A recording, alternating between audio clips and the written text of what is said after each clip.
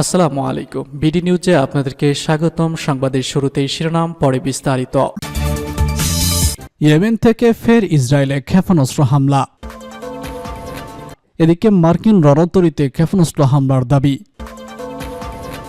জানিয়ে দিব, ইউক্রেন যুদ্ধ আরও 10 বছর চলবে।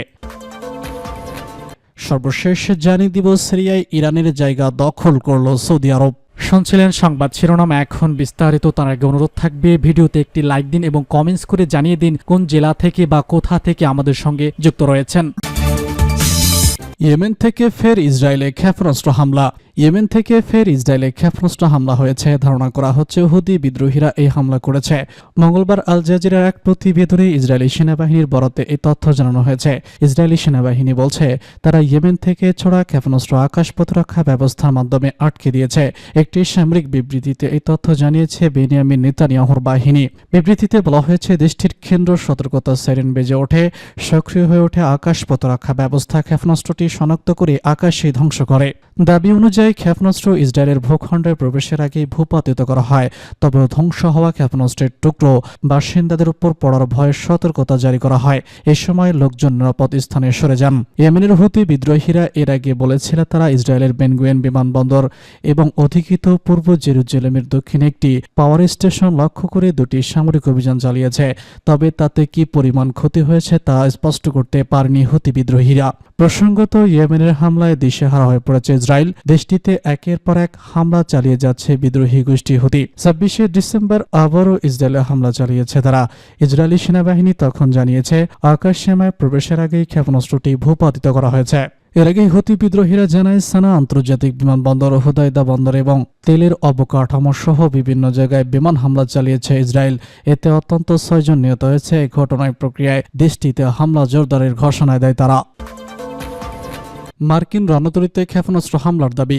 মার্কিন বিমান বাহিনী একটি রণতরীতে ক্ষেপণাস্ত্র হামলা দাবি করেছে ইয়েমেনের হুতি আনসারুল্লাহ সমর্থিত সশস্ত্র বাহিনী।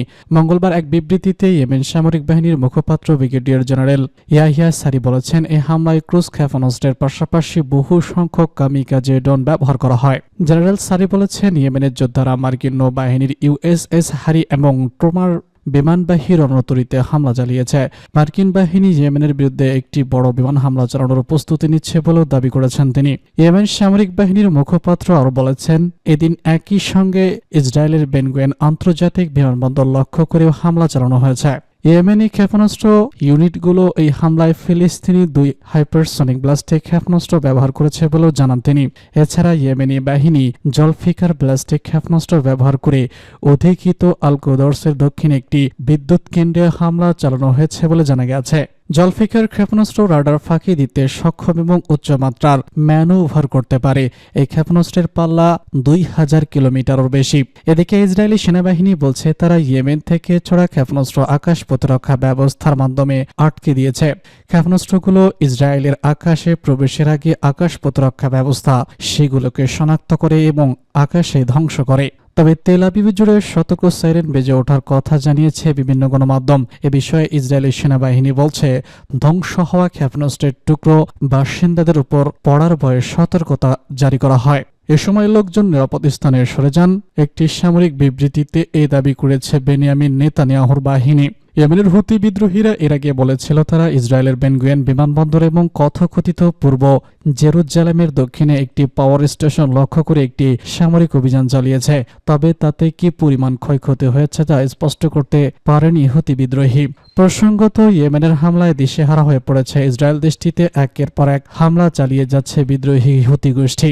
26শে ডিসেম্বর আবারও ইসরায়েলে হামলা চালিয়েছে তারা। ইসরায়েলি সেনাবাহিনী যখন জানিয়েছে, আকাশ সীমায় প্রবেশের আগে ক্ষেপণাস্ত্রটি ভূপাতিত করা হয়েছে।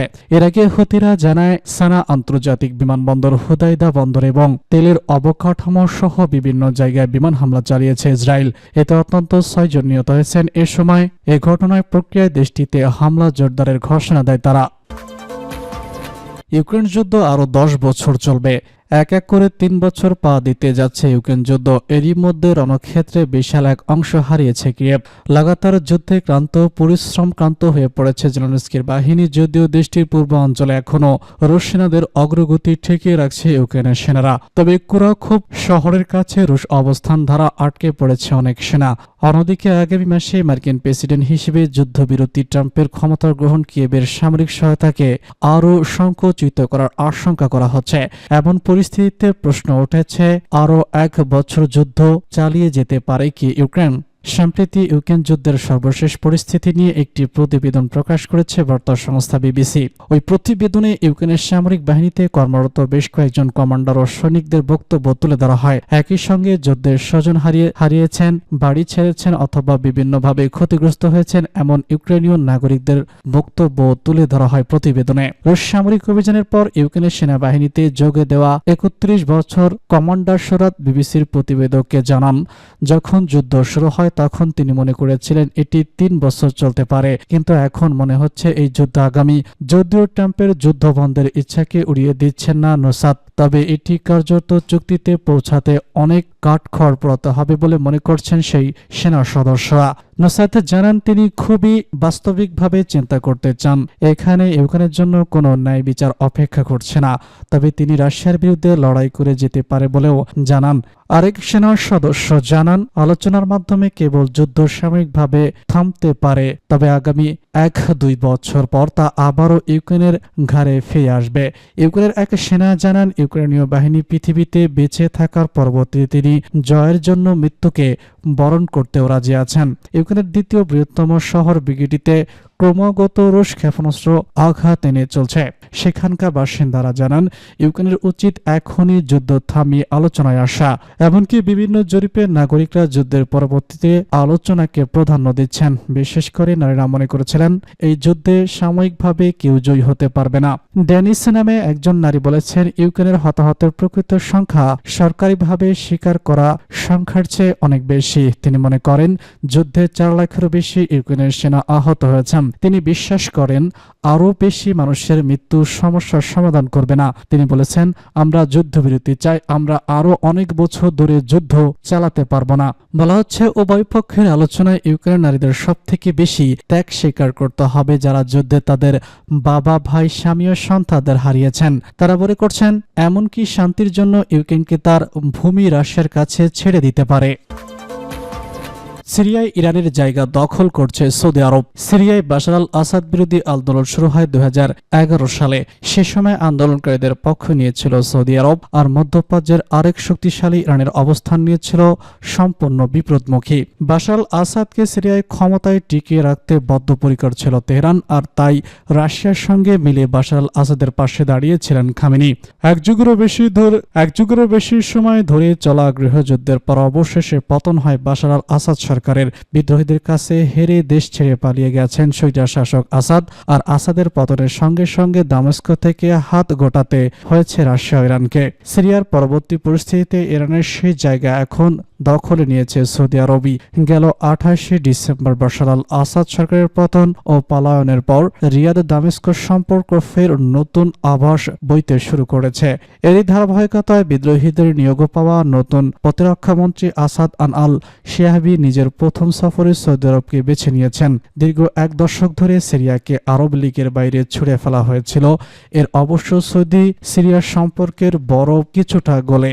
তখন আরব লীগ আবারও ঠাঁই হয় সিরিয়ার, তবে দুই দেশের সম্পর্ক সেভাবে এগোয়নি। এখন নতুন সরকার সিরিয়ায় ক্ষমতায় আসার ধারণা করা হচ্ছে দামেস্ক হবে সৌদি আরবের অন্যতম অগ্রাধিকার। সিরিয়ার নতুন সরকারের পররাষ্ট্রমন্ত্রী আল শিবানিকে সৌদি যেতে আমন্ত্রণ জানান তার সৌদি সমকক্ষ প্রিন্স সালমান বিন ফারহান। সৌদির